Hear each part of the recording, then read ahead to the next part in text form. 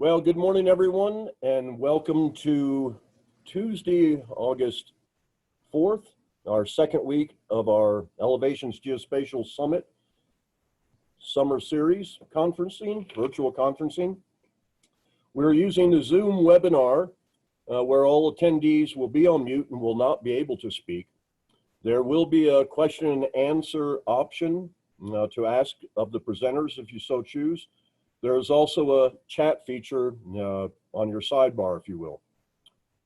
This should only be used for technical issues, the chat bar, and will only be visible to presenters and the host. If you want to speak and the presenters want to open up the session, please raise your hand. The session is being recorded and is starting now. Our first presenter this morning is Karen Rogers.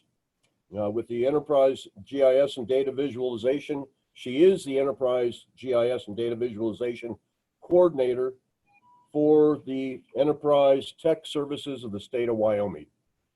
Karen, take it away. Thank you, Pete. And thanks to those of you who have joined us this morning.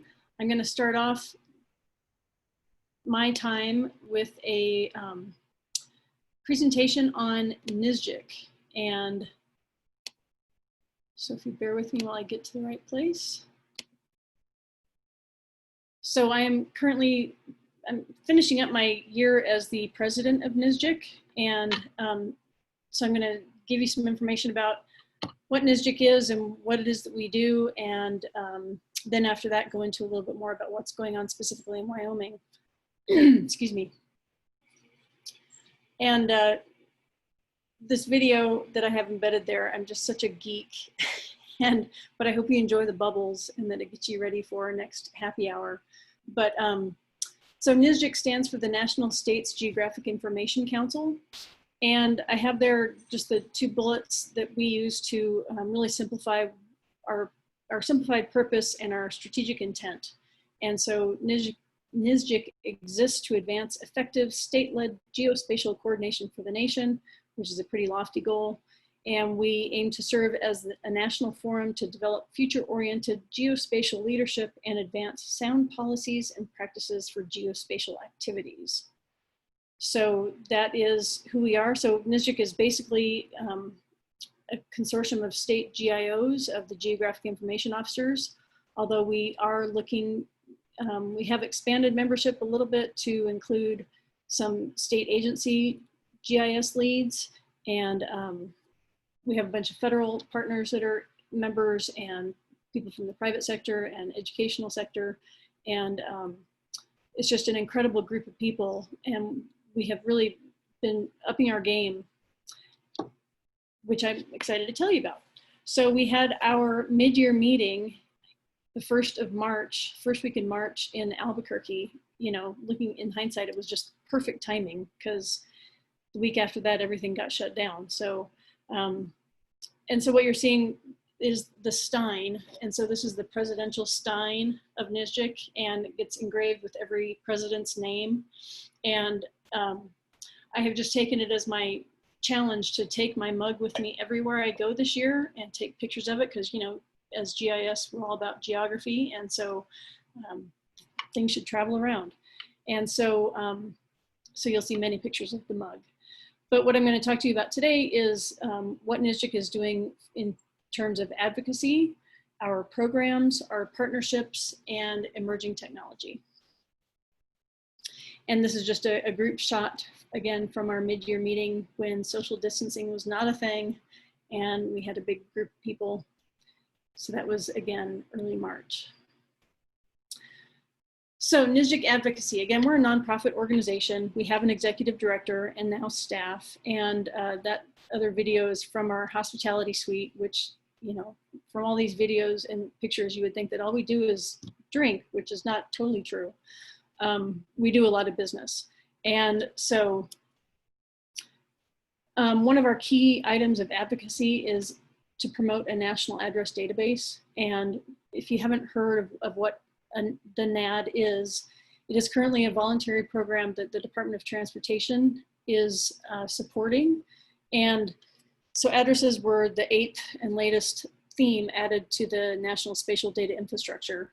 And when it was added, it was kind of in a tug of war between the Census Bureau and Department of Transportation, because they both claim not ownership of it, but they couldn't agree as to whom should have primary maintenance of it.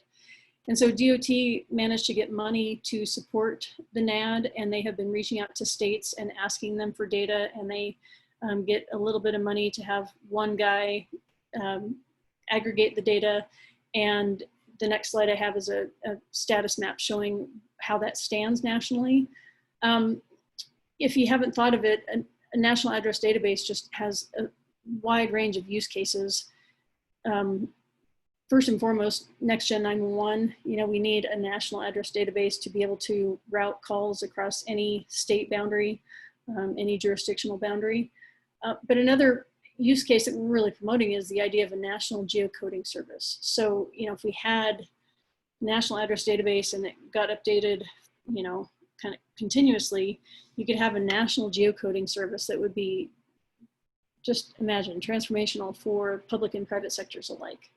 So we're really trying to promote this, and we've got the FGDC address subcommittee to create a NAD strategy subgroup. And if you've ever worked with federal government, you know that there's right names and certain acronyms, and you got to do it the right way. So it's a subgroup under the subcommittee, and there are a number of NSGIC state reps involved in that. And for our first year, we have a lot of ambitious goals as far as documenting use cases and just putting together a bunch of promotional materials as a way to get sustainable funding and, establish its home in the 911 office of the DOT, and work on what standard we will apply for it and all that kind of stuff. So it's just a very, worthy effort for us to throw our weight behind and try to make some progress on. So another area that we are working for advocating is a way to increase how wayfinding companies access authoritative data. So if you think of your Googles and TomToms and the like, how many times do they not have the most up-to-date data, or a bridge is closed for construction, or an on or off ramp direction got changed? That can risk people's lives by having erroneous data. And so we're trying to have discussions with all these companies about how we can improve the process where they get authoritative data from states that does not add to the state's workload. So how can we do that in the least time demanding way possible? And so we're having a session at our upcoming annual conference to discuss potential solutions with a number of these companies. And then another key item of advocacy for us is the Geospatial Data Act, or GDA, which was passed 2 years ago now. And so we're working with the FGDC on its implementation plan for the GDA and reporting requirements, and how it actually gets implemented by the lead federal agencies. And NSGIC is really trying to be the voice to serve as that communication hub between the federal government and state governments for all these important things, to recognize that there are some framework data layers that originate from the state level and should recognize that that local authoritative source and be rolled up. And then there are some that are more federally led, like geodetic control, that naturally come down from the federal government, but we have to cooperate in the middle to make them successful. So those are some examples of our key advocacy items. And again, there's that status map of the national address database. And I will certainly make my presentation available to anyone who wants it, so you can see this map, and you can probably just Google for that too, to see where things stand. So again, now that we have an executive director and we have staff, we have a variety of programs that NSGIC works on. Every other year, we release what's called the Geospatial Maturity Assessment, the GMA, and the report was released last December. And for the first time, we actually produced report cards for states. So we looked at the framework layers and also their level, just their coordination in general. And we developed some standard grading metrics and again, came up with grades. And so it's the first time that that was done and really gives you a good snapshot of where how states stack up against each other with their coordination and funding of programs.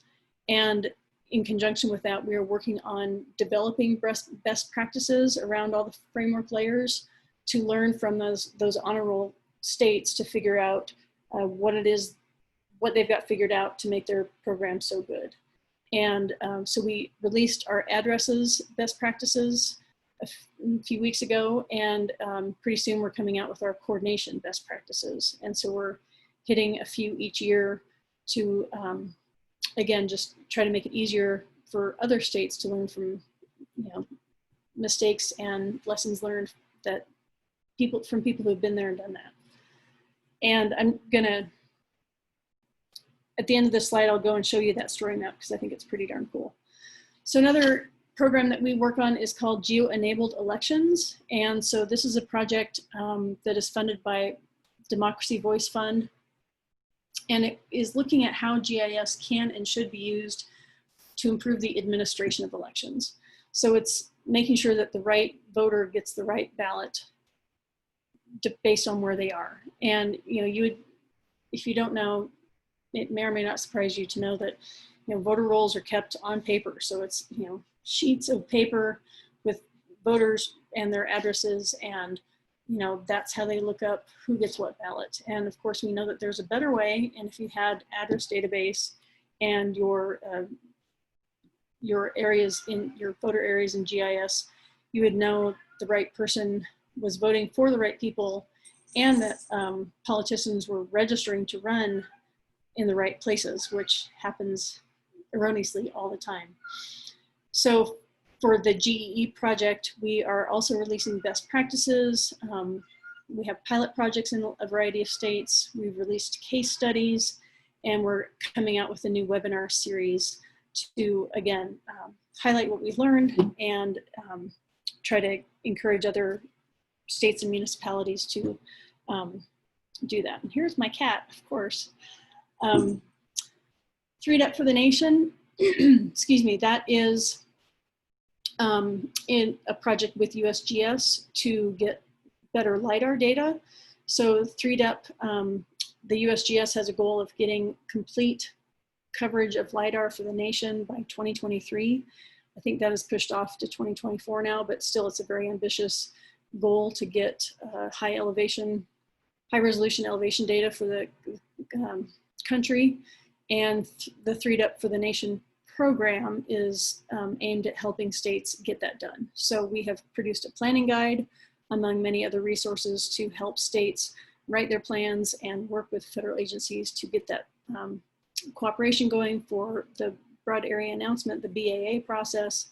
And it's just been super effective to connect dots and build relationships and really fill in the map with how much LiDAR is being collected. It's pretty amazing. And then lastly, we are in the final stages of getting a contract signed with USGS on a new hydrography program. So this is, again, building on LiDAR data, but seeing how we can work with states to improve basic hydrography data for USGS. So that's pretty exciting too.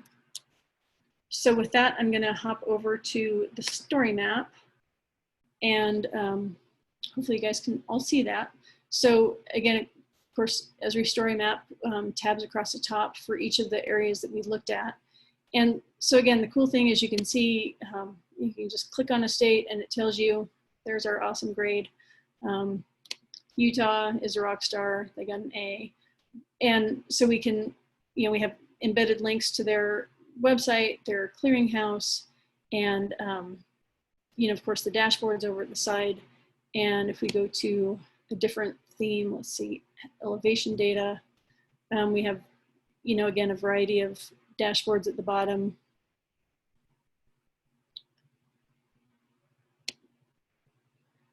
That show, again, give that quick visual snapshot of where states are with their programs and what the trends are across the country. So I'm very proud of that story map that we produced, and I think should be very helpful. Karen? Yeah.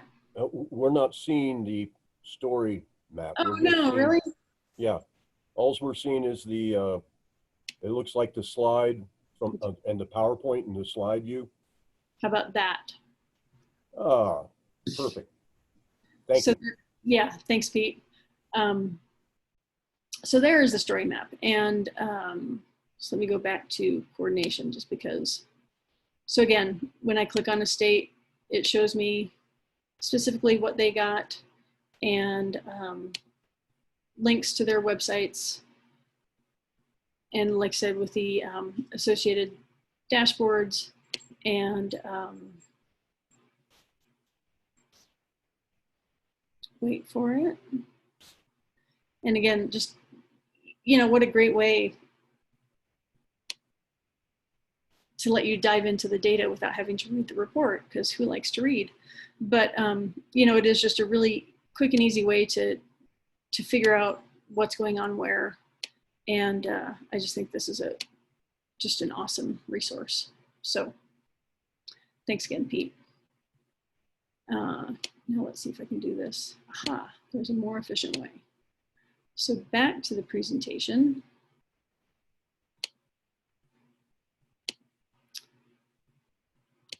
So moving on to our partnerships. So of course, NSGIC is built on, like in all of GIS, on partnerships and working together. So we produced a joint statement on the value of GIS in our COVID-19 world. And I have a link to that joint statement, and we got, so NSGIC is a member of COGO, the Coalition of Geospatial Organizations. And while we didn't have all of those organizations sign off on our joint statement, we did have quite a few. Just again, speaking out to the benefit of using GIS to connect people with the resources, and of course, see the spread of the epidemic and try to manage it better. So you can hopefully read that at a later date. And then as a result of COVID, we have organized this pandemic GIS task force. And so that is a group comprised of NSGIC and URISA and NAPSG, which is the National Association for Public Safety GIS. And the pandemic GIS task force, we had one webinar last month, and we're working to put together an action plan for how organizations should use GIS for pandemics, both COVID going forward and, heaven forbid, the next one that hits us. So really good work going on there. We have another partnership called GeoWomen, and this is just, and so that all the lovely GeoWomen in the hospitality suite. But we're really trying to empower women and support the women that are in GIS and help them know that there's a strong network and there are resources out there for mentoring and support. And we're working on trying to partner to get a missing and murdered Indigenous women map up and running. And I actually have a meeting this afternoon on that. So good things happening in the realm of GeoWomen. And then I did want to mention surveyors. I think for a lot of us, there's some animosity between GIS professionals and surveyors, and I think we really need to recognize that we are partners in PLSS, and we really need to find ways to come together and work together to improve our data that supports our basic land fabric. So Shelby Johnson from Arkansas always has great presentations about his relationship with his local surveyors, and they're funny presentations, but they really speak to the fact that in some states there are strong relationships to work together and others there aren't, and I think that's one area that we really need to focus on improving. And then NSGIC and emerging tech. So we had a presentation at the mid-year from, I can't remember the company, but it was on autonomous vehicles.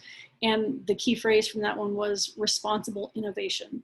And so they were talking about, there are certain steps that they see as far as when they're ready to release, stepping up the use of autonomous vehicles and how much is truly autonomous, and making sure that that's responsible. And I think that we're going to see, clearly autonomous vehicles are going to just take root and become more pervasive. Blockchain is a topic of my interest, and the whole idea of proof of location and how blockchain can be used to verify locations and readings from the Internet of Things. And I think that there's a lot of potential for blockchain with parcel mapping and transferring ownership of parcel data. Of course, there's artificial intelligence and machine learning, and thinking about how that will change our workforce and our workflows. And so we're trying to spend time thinking about that. I don't know if you've heard about the biological testing at sewage treatment plants. And so they're testing, they can test for a lot of things, but one thing they're testing for now is of course, COVID-19.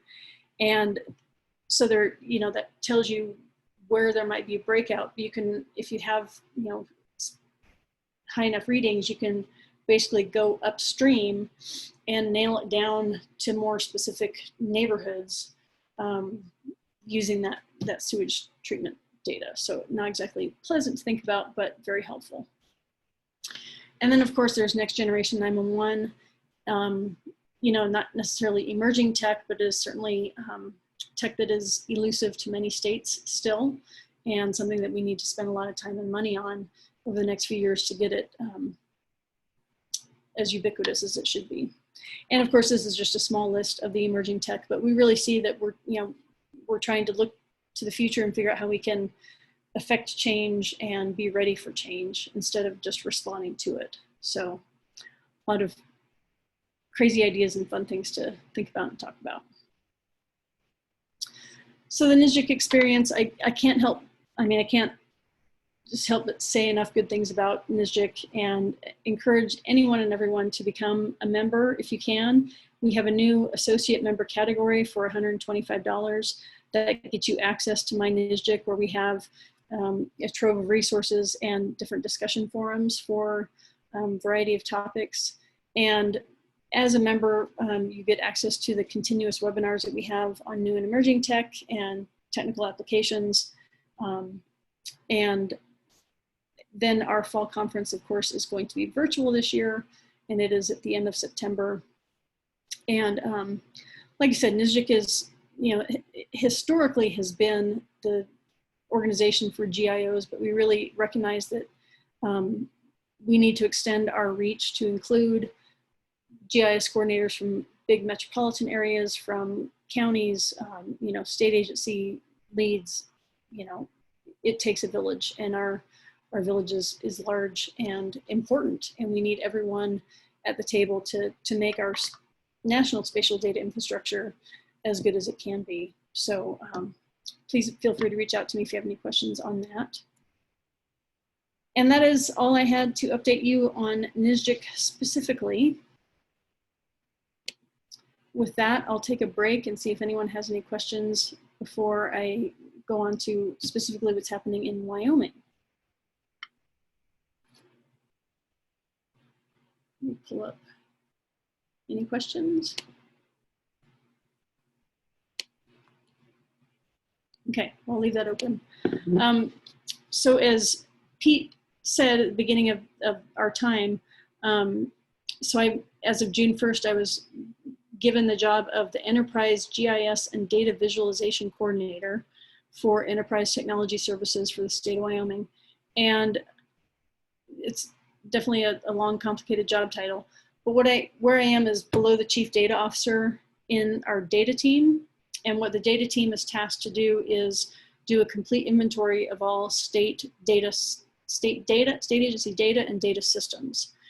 And so we are currently, have a very long list of all the, not necessarily of all the software, but data and what systems it works in. And of course, they started on this list before I got on, and we're still trying to figure out how GIS fits in with their list, and what makes a data system. And So it's an interesting thing, but and while COVID is a tragedy, I think, you know, it presents a real opportunity for us to find ways of streamlining and building efficiency and really promoting and embracing geospatial technology to improve how our government functions. So that's certainly what I plan to do over the next length of time is through conversations with state agencies, figure out where those commonalities lie and how we can improve access to data and build more efficient workflows that are using geospatial data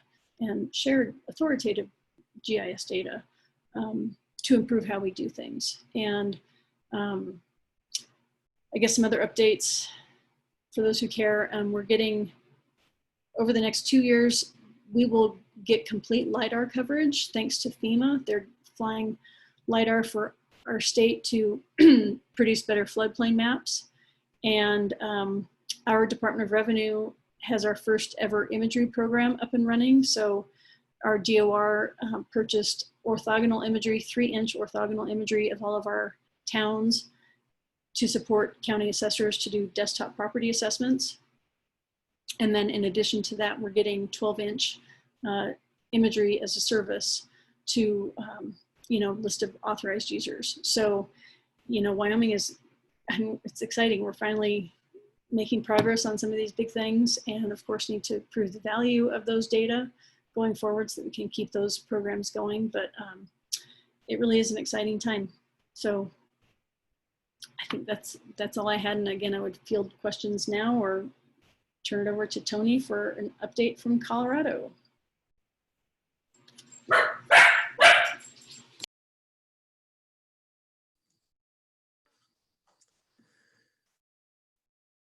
All right, thank you, Karen. I'm going to share my screen here.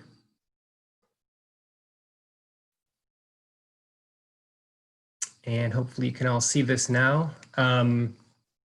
Yeah, so thanks, Karen. And I just wanted to mention that Karen was so I'm one of the Colorado members of NSGIC on the state government side, and Karen was my mentor of sorts when I joined the group a little over a year ago. And she kind of showed me the ropes a bit because it can be a little overwhelming at first. It's just a wealth of knowledge, both from the people there, the state reps, the sponsors, and then all of the different sessions that are at the conferences. It's just a lot of good stuff going on. Really smart people, really nice people that are willing to help. And as I said, I've only been involved a little over a year, and I've learned so much in that short amount of time.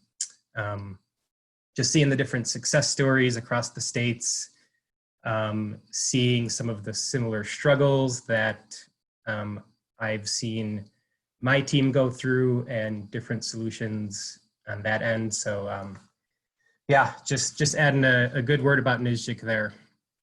So I am going to give a pretty brief update on the state of Colorado Office of Information Technology within the Governor's Office, the GIS Coordination and Development Program, excuse me, some of the things that we've been working on here lately. And the agenda looks a little bit more lengthy than it actually is. Most of these I'll just touch on at a pretty high level. But again, some of the COVID stuff we've been working on, our ongoing broadband mapping, and then some of the smaller projects. So of course, given a presentation these days, it's hard to not have a slide about COVID. And we've been doing some work, some cool mapping of the impact of COVID on some support services in the state. And due to the sort of sensitive nature of the data and the internal facing nature of one specific project, unfortunately, I'm not able to go into too much detail, but we are also, we spun up a mapping application, and that screenshot there on the right side is this mapping application for the State Department of Human Services. It's within the Office of Behavioral Health. basically they were interested in broadband availability within designated areas of interest, and they wanted to use that information to assist their field teams who are administering mobile crisis services in response to the pandemic. So I'll go into a little bit more on the broadband side. That's something that we've had ongoing for years now. So we really had that data readily available anyway, and to be able to use that to help out for something like this was definitely something that we were interested in. So that's one of the applications that we spun up. The state's Division of Homeland Security and Emergency Management, we've been checking in with them. They hired a new GIS analyst right before COVID really hit. I think it was in late January or early February that they hired a new GIS analyst. And so towards the beginning there, we were checking in with her a lot and just kind of letting her know what kind of data might be out there and helping coordinate basically who to talk to for this data or that data, offering any other support we can. And things have died down a little bit since then on the DHSEM side, as I believe they've shifted a little more focus to wildfires, but we've been regularly checking in with them just to kind of see if there's any help they need on the coordination side of things. And of course, on the budget side, I know I'm preaching to the choir here. The state, and then specifically OIT, we've had a hiring freeze due to budget restrictions. We've also needed to look at various budget cuts and any sort of cost saving we can. And that's a good segue into what I'm going to talk about next here as we dive into the broadband mapping side of things. So one of our main projects that we've worked on in the past couple months is migrating our broadband mapping applications over to a more cost-effective platform. And that's worked out well for us for a few reasons. Obviously, the cost-saving side of things, and then it's more user-friendly externally, and then also internally, it's a little easier to maintain for us. We moved it over to Esri Web App Builder. I should have mentioned that. So ongoing broadband deployment board support. This is something that has ramped up mainly in the past couple years. So the state's DORA is the agency, Department of Regulatory Affairs. They have a state broadband deployment board. And the board since 2016 has awarded $34.1 million to 43 projects, which provided over 21,000 rural households with broadband access.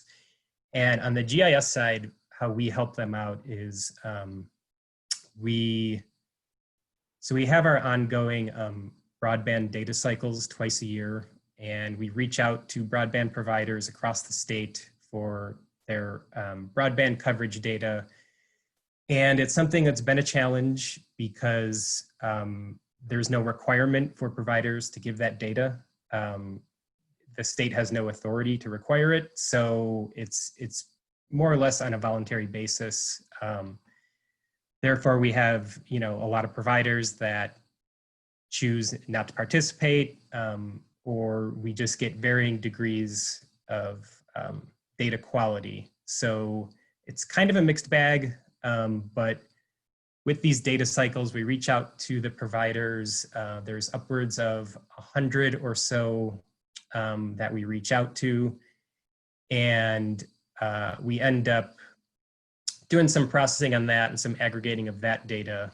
And then that is what, if anyone's familiar with our public-facing broadband app, that's what that data is. And then with the board, we kind of have a little more dialed in data because they will review grant applications from service providers for specific project areas, and they'll take a closer look at broadband availability in those areas or lack thereof. And then they also look at what you're seeing on the right there is a screenshot of actually address locations for the various projects that have been funded with by grants from the broadband board. So we also do a lot of geocoding of project addresses to just help them understand sort of the feasibility of these broadband projects. We're also diving into some Ookla speed test data. As I mentioned, the coverage data we get from providers, you know, some of it's really good quality, some of it's a little less granular than is ideal. So we're trying to look at some speed test data in some areas to see if, you know, we can use that data in combination with some of this broadband coverage data from providers to just really get a more accurate depiction of what's going on broadband service-wise throughout the state. And new data cycle, as I mentioned, we have 2 data cycles each year, and we just started up a new data cycle last month where we're reaching out to service providers, and each cycle usually takes about 2 to 3 months, and then by early to mid-October, we'll have our new data from this cycle published to the public map. This is our public-facing map, and again, it's on a new platform, and we've refined some things a little bit. The address search is something that is pretty popular among users, so we wanted to kind of tweak those search results. Previously, they were a little less intuitive and not as user-friendly, so we've refined that feature a little bit as well. On the Lidar side of things, we are close to deploying our Lidar data distribution software, which is a Hexagon Geospatial platform.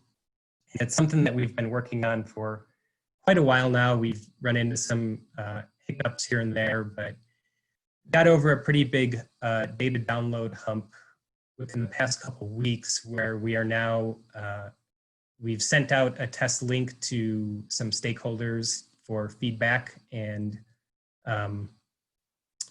we are taking in that feedback for the next probably, I would guess, week and a half, and then we should be going live.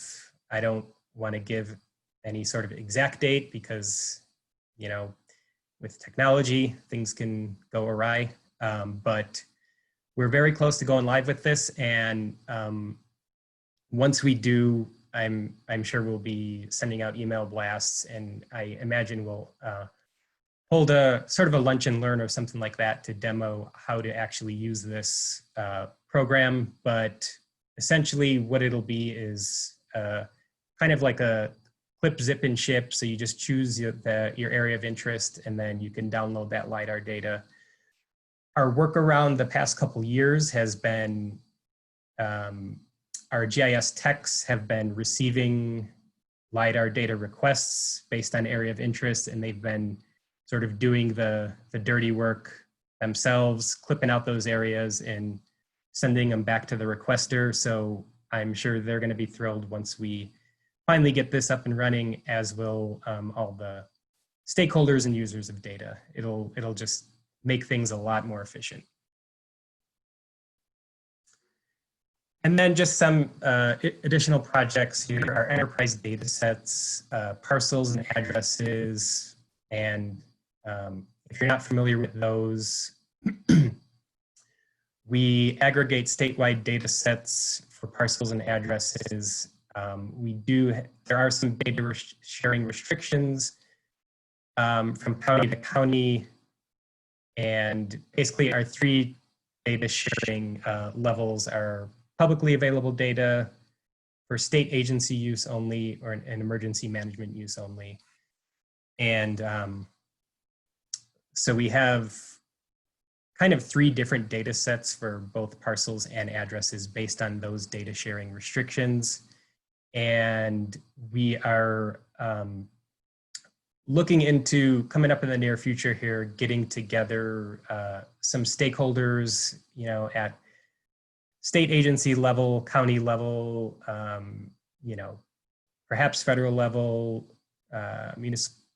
municipality level, but basically some stakeholders and kind of the more power users of the data to see how the data is being used, because we want that to inform the decisions we make on how we deliver this data.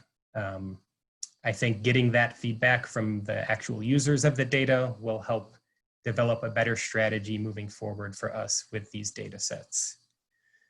On the NextGen 911 side, we have recently started looking more into the best way to move forward with that. If anyone knows the name Daryl Branson, he is Colorado's State 911 Program Manager. And within DORA Public Utilities Commission, he established a GIS committee earlier this year where we're really taking a closer look at NextGen 911 and OIT specifically. We're trying to figure out how we can support these efforts, seeing as we've started to aggregate these address data sets as well, but also knowing that at the county level and the local levels, it's basically going to be a statewide, team-wide effort to get going on the NextGen side of things. Brightfield's inventory, this is a project, a pretty cool project that OIT helped out with. It's a project that it's a partnership between state and federal agencies, public utilities, and Colorado State University researchers. And a Brightfield is defined as an abandoned or contaminated property that has the potential to be redeveloped with renewable energy. And specifically for this project, the focus is on solar or wind. And basically what the project leads here were doing is they were looking at potential sites for Brightfields throughout the state. And in order to do this, they needed to look at all different types of data, parcel data, zoning data, right-of-ways, you know, the list goes on. And OIT's role in this was to, the initial role, help coordinate that data, you know, reaching out to counties, explaining the project to them, seeing if the counties are willing to share data for this project. And then, so a lot of that data has been gathered at this point, and then OIT will potentially be hosting the finished product mapping application that the project leads are putting together. We at OIT have some good infrastructure that can support that, so we've offered our services there. Nothing's been finalized there, but it's ongoing, and you know, that's a cool thing that we would like to stay involved with. And then just ongoing support for other state agencies, Office of Economic Development, History Colorado, multiple divisions within DNR, CDLE, and then recently the Colorado Energy Office has reached out to us as they are trying to get more of a GIS program set up as well. So, you know, some of these we're hosting applications for, some of them we're kind of just talking them through starting up GIS. So it's a wide range of support that we do offer to these different agencies. And that's really about it. I can certainly share this presentation. There are some links here. Confluence is kind of our team landing page, and all the links below it are also contained on Confluence. But we have a state map viewer with our enterprise data sets on there. It's on our long list of things to do to continue to add to that viewer and make it, enhance it more, make it more robust. Right now, We just have parcels and addresses on there that are publicly available. The broadband map that I've talked about is there. We have a public FTP site. And then this long, ugly link here, hopefully we see that going away soon, but that's how you would request LiDAR data now. Once we get the our Hexagon platform spun up, as I mentioned, it's going to be a lot easier for both us and the user to request that data. And then, of course, if you're not familiar with Colorado Information Marketplace, that's basically the kind of the go-to for any data within Colorado. Plenty of GIS data on there, but also non-spatial data as well. And that's about all I had. So if there are any questions, I can answer them now, or my contact information is there. Feel free to reach out and I'd be happy to chat. Thank you.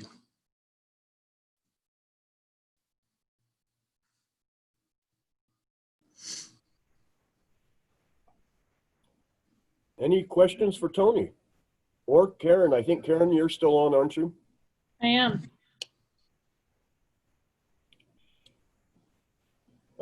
Doesn't look like Carol has shown up yet, unless I'm wrong, which I often am. So it's interesting, you know, the differences between two Western states. I could see it more easily if one was east of the Mississippi and one west. So, and this is for both Tony and Karen. I guess why are some states very aggressive in procuring more data and other states are more aggressive in repackaging and providing data? I guess differences of strategies. Differences in strategies and priorities and tax base. So when we, like through the GMA, we broke up ortho imagery leaf on versus leaf off. And so a lot of Eastern states use leaf off imagery more because they're using it for, you know, property assessment, asset inventory, asset management, that kind of thing in their more populated areas. Whereas out West, you know, nape leaf on vegetation is more useful to get at ag production. And so it's, you know, different use cases and different things that are important. And, you know, again, the tax base, when you look at Western states that have much more proportional federal government, federal land than private land, it's just a smaller tax base that can pay for those data products. And so I think that's definitely a challenge when it comes to LiDAR data and imagery data and, you know, I'm sure other things too, but it's just a different set of circumstances, you know, financially that affects that. And then as far as priorities, you know, again, part of what NSGIC is trying to do is build our relationships with national organizations such as National Governors Association and NASIO and National Conference of State Legislatures, I think I have that right, to try to impress upon them at you know, a higher level, those who can make laws, sign off on laws, that, you know, GIS is really an essential function, should be an essential function of your government. And you're going to be so much better off by embracing the technology and funding it and making sure that it is, has stable funding.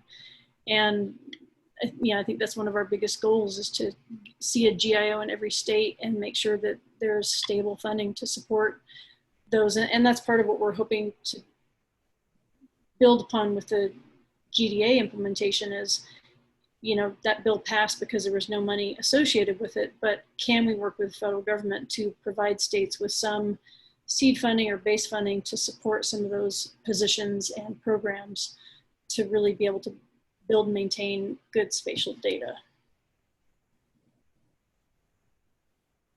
Tony, your perspective? Yeah, I think Karen said it better than I definitely can. I'm kind of fascinated by those differences in states, and as I mentioned, I've attended a couple of the NSGIC conferences, and it's always interesting to me to talk to representatives from other states. And I don't think I'm intentionally doing this, but I always find myself kind of trying to find the state that most closely resembles Colorado in terms of all of these things. And then it seems like every time I find a state that seems to be really similar, there's like this quick swerve or left-hand turn where they're doing something completely different than we are, or we're doing something completely different than they are. So yeah, I think it's interesting. And as I said, you know, it's those conversations that really are helpful to me, because not only do I see that other states are, you know, struggling with similar things, but sometimes it does open my eyes to Colorado and things that, you know, we could do differently, or, you know, maybe things that we have been maybe like stubbornly trying to do in other states have moved past that because it just wasn't working. So I think, yeah, I think the whole thing is really fascinating. And I think it's just cool that NSGIC exists in general, because as I said, I've only been involved for a little over a year, and I've learned so much in that short amount of time. So I would just add one thing to what Tony said. I borrowed the term from Paul Simon. There's 50 ways to leave your lover. There's 50 ways to build a state spatial data infrastructure.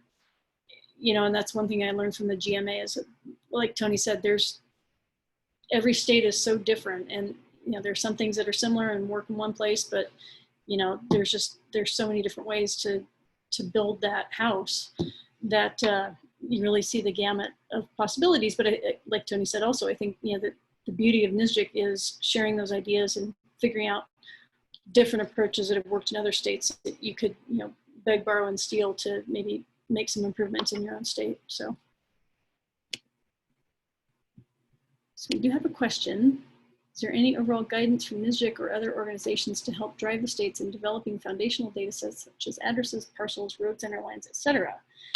So yes, like I said, as a result, and since I've been involved in NSGIC and I started in 2013, I've always heard the desire for best practices and help documents and that kind of thing. And so as a result of the GMA, we are producing best practices. Again, we sent out surveys to the states that scored A's in that data layer. And so we have produced a best practice in addresses for an address program. The next one will be just a basic state coordination program, you know, for GIO and your governance structure and that kind of thing. And I think the next one we're doing is, I want to say Next Gen 911. So that would cover, I mean, it would cover roads, even, you know, to a certain extent, roads, even though transportation is its own thing. So I can put the link to that address best practice in the chat box too. Again, the coordination one is coming out soon. So, you know, we are producing those because we recognize that those are helpful. And they're more, you know, they're not technical, they're more program, like how to build the program. We can certainly put you in touch with people who have, who can dig into the technical side.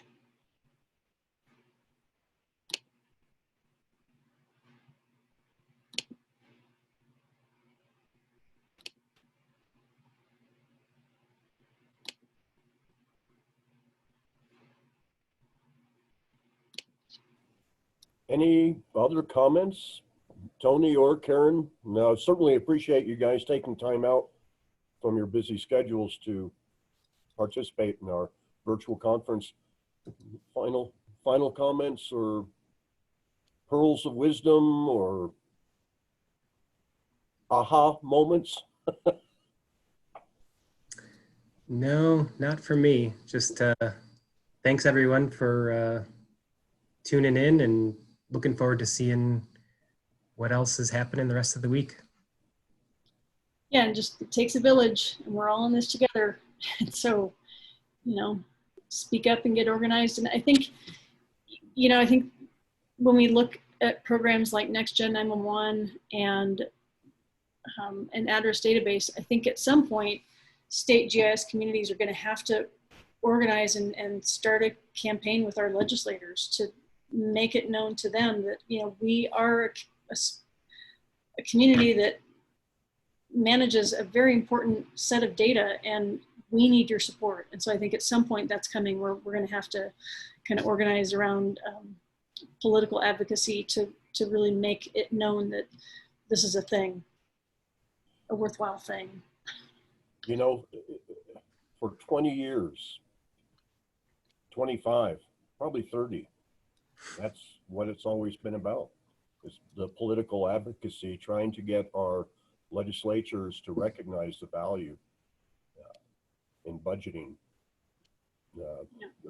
As Tony knows, there's counties in Colorado that really don't even have a start on any of this.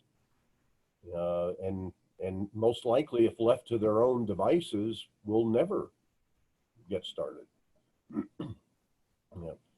One of the interesting comments I remember when I first started getting involved in, at the time, was GISCO, was that Colorado has always prided itself in being very independent. And to some extent, that independence, that feeling of independence, has really hampered efforts to coordinate, to centralize, to use what some people think is not very a pleasant word. But gosh, for this type of, for geospatial data, that always struck me as that has to be the case. It Agreed. looks like one other, go ahead. I put the link to that addresses best practices document in the Q&A section under answered. Hopefully you can find it. Great, great. Thank you guys. Let's see. Thank you. Carol, are you around? I see her in the list of. Yes, I am, Pete. Can you hear me? Yes, I can. Can everybody else hear you? I guess they can. I'm going to go ahead and Carol, introduce you. Carol Lydic with the USGS is going to bring us up to date on our Lidar program with the USGS. And Carol, please tell us something about yourself, as I don't have all your bio here in front of me. So Carol, you're on. Sure. Okay. Well, thanks a lot, Pete. Appreciate it. And I just want to say thank you very much, you know, as always, for time on the agenda to talk to everybody. I really appreciate it. So my name is Carol Lydic, and I work for the U.S. Geological Survey as the National Map Liaison for Colorado, New Mexico, and Wyoming. And as a liaison, I work in collaboration with the geospatial communities in all of these states, you know, on common interests. And hopefully that helps everybody, you know, with their goals and you know, furthers objectives of the USGS National Geospatial Program as well. So Pete, I have some slides I'd like to share. Hello? Myself. I think the sharing is on your end. As, let's see, did I bring you in as a panelist? Yes, you did. Yep. So I think you should be able to, you've got to turn your video on though. There you go. We can see you.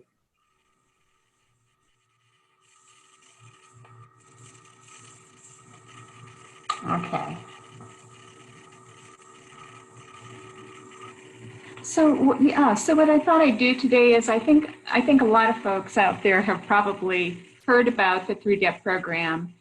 And just in case there's someone today who hasn't, I just have a couple of slides to talk about the program itself. And I really want to update you as far as the Lidar acquisitions for the 3 states that I'm responsible for, Colorado, New Mexico, and Wyoming. And just to run through that for you, because there's some really exciting things that are happening here. So you might be familiar with the long history that USGS has in providing elevation data for the nation, and that first occurred through contours on our topographic maps, and then later by digital data in the National Elevation Data Set.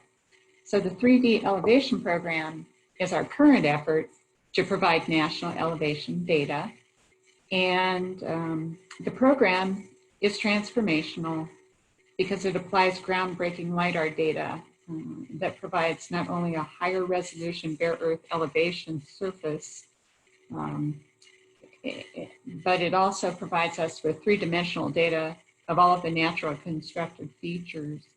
And these data are transforming industries and creating new applications, that we just never were possible before. And so our goal is to acquire national LIDAR coverage in 8 years with IFSAR data for Alaska. So if all goes well, this is how the status map would appear for the US in 2023 when 3 DEP goals are met across the nation.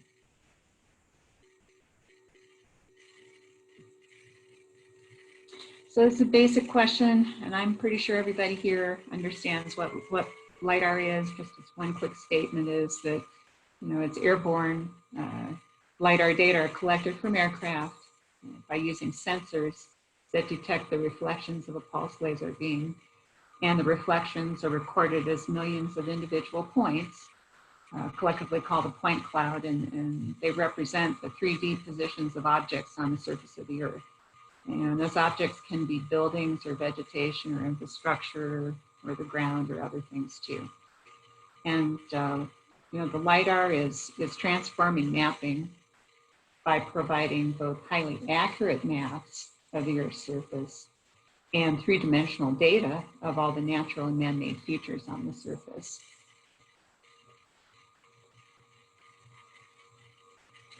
So, and this is just a quick kind of visual way to portray, what some of the characteristics are of the quality level 2 data that's being acquired across the nation. In some instances, it's QL1 and maybe QL0, but predominantly QL2 data. And so you can see that, the vertical accuracy of the data would be 10 centimeters and nominal pulse spacing, 0.7 meter. And that equates to about 2 points per square meter. And you can produce a cell size DEM of about 1 meter from the data. And all of the projects where we're partnering to produce the data would meet the USGS LIDAR specification for QL2 data or better. Okay, so this is a screen capture from a website called the U.S. Interagency Elevation Inventory website. This is a collaborative activity between USGS and NOAA. And this is a screen capture that I shared during the winter GISCO meeting in Colorado. And as you can see, there are green polygons and white areas. And those green polygons signify areas where LIDAR has been acquired or it's in the process of being acquired. And the white areas indicate places where there aren't any current acquisitions or data acquired. So I went out to the website this morning, and this is what I wanted to show you. I made another screen capture, and you might already see that there's a difference between that graphic that I was able to share back in January with everybody. I just want to zoom in a little bit here. So now you can see that Colorado's green. And I mentioned this back in January that there were some positive signs that we might see enough acquisition activity over Colorado this year, to color the map green. And indeed, that is what has happened. There are additional projects that were identified and are underway. With New Mexico, of course, New Mexico was green previously, and we have some continuing acquisitions there as well as completed projects. And then also, as you look north to Wyoming, we have a lot of project activity that has been identified for Wyoming as well. And I'll have another comment about Wyoming here in a few minutes. So something that's very key to the success of the program is that we're partnering in different ways to create these LIDAR projects, leverage everyone's funds, and create data that is consistent across the country. And the first way that we partner is with federal agencies through interagency agreements. We have something called the 3-Depth Working Group where different federal agencies are represented, and NSGIC also participates and is represented in those discussions, and some other groups as well. And so that's one main way that partnerships are created. Another way is through the 3-Depth broad agency announcement that's made every year. And that's an opportunity for anyone to submit a proposal for a new project to be conducted in collaboration with 3-Depth and also request funding support.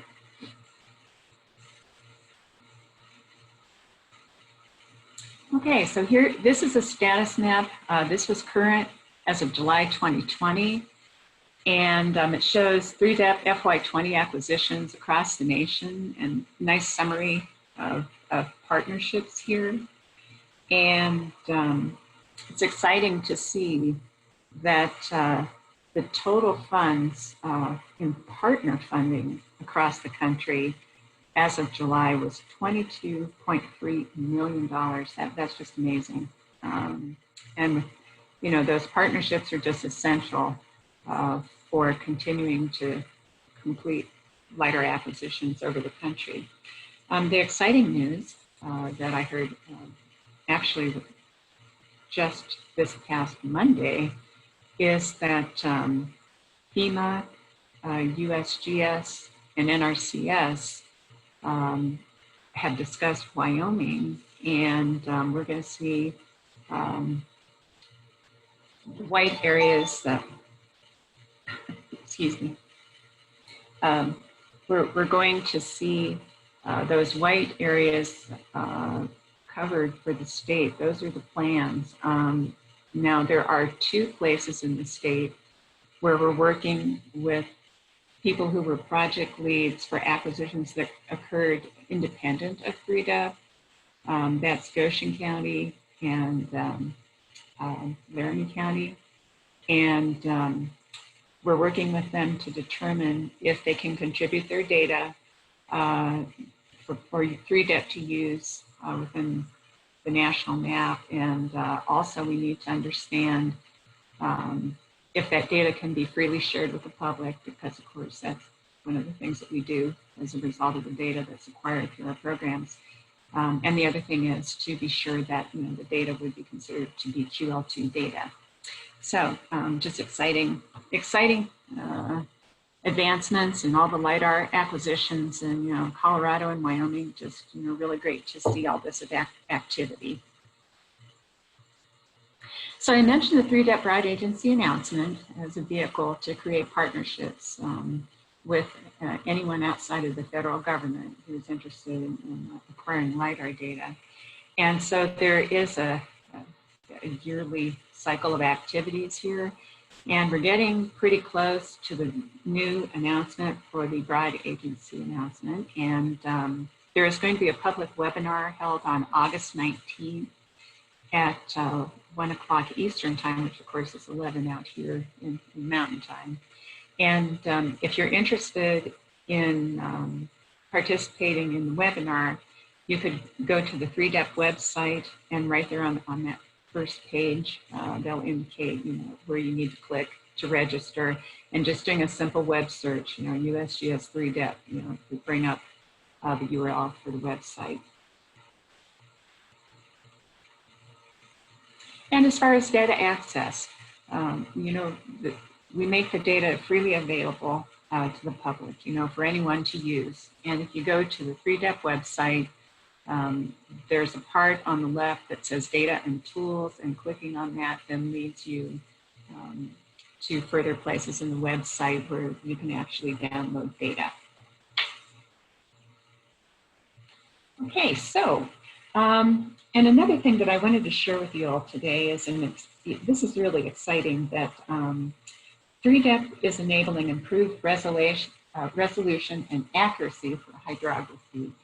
And elevation-derived hydrography, meaning the National Hydrography Data Set and the watershed boundary data set, is aligning and updating hydrography so it is derived from and aligned to the 3DEP elevation data. And elevation-derived hydrography is a key component of the vision for a 3D national terrain model. And an exciting development here too is that we have just released the elevation-derived hydrography acquisition specifications. And also there's something called the elevation-derived hydrography representation, extraction, attribution, and delineation rules. And so these two things are to provide a consistent data structure and set of features for deriving hydrography from elevation data for use in updating NHD.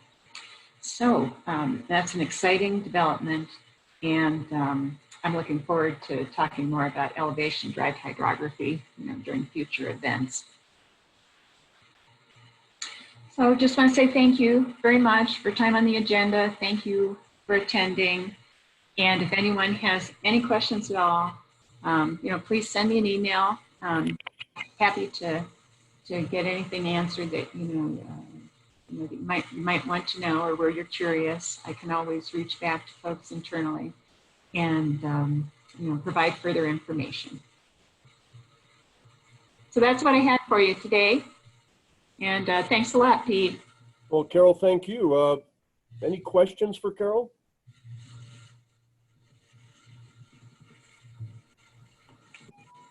Gosh, Carol, how'd you get off so easy? I do have a question. The world is turning green, and it's such great news. Yeah. Any of the Tony or Karen, you want any questions for Carol? Yeah, I mean, since I can speak, I'll ask a question. Carol, just for other people's benefit, I mean, I've had this conversation with you separately, but can you explain what the average turnaround is for data delivery from the time it's actually acquired, and explain that process? Okay, Karen, so you're asking me about once a project is complete and data is being delivered to the project partners, are you asking about them from that time forward? When is the data available? Yeah, I mean, yeah. Yeah, okay. Well,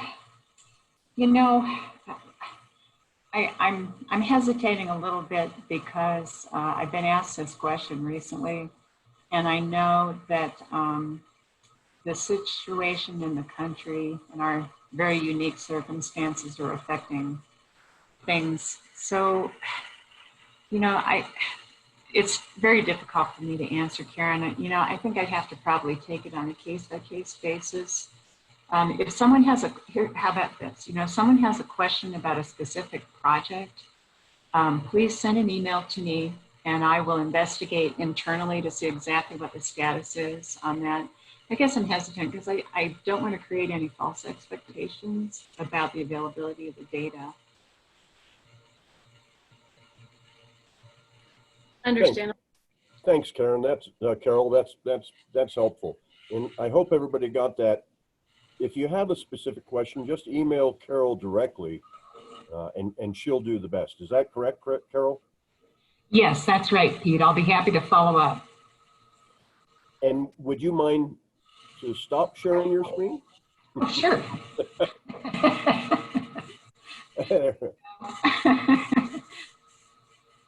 Any other comments, questions for the panelists? No. I don't see any coming up. Well, I want to thank everybody for attending today. If you've never moderated a virtual conference, it's not as easy as it looks. I'm always thinking I'm going to turn off the wrong thing at the wrong time. But that will be everything for today for the Elevations Geospatial Summer Series. Our next presentations will be tomorrow. Tomorrow's a training day. From 9 to 11, we'll have building and deploying field surveys with survey 123 by Nick Bio of All Points. I want to thank everybody for attending today. Again, these presentations and the trainings will be available online for the registered attendees. And with no other, wait a minute, I see one chat. With that, I suppose that brings this portion of the Elevations Geospatial Summer Series to an end. Thank you all very much for participating, and stay safe and stay healthy. Thank you.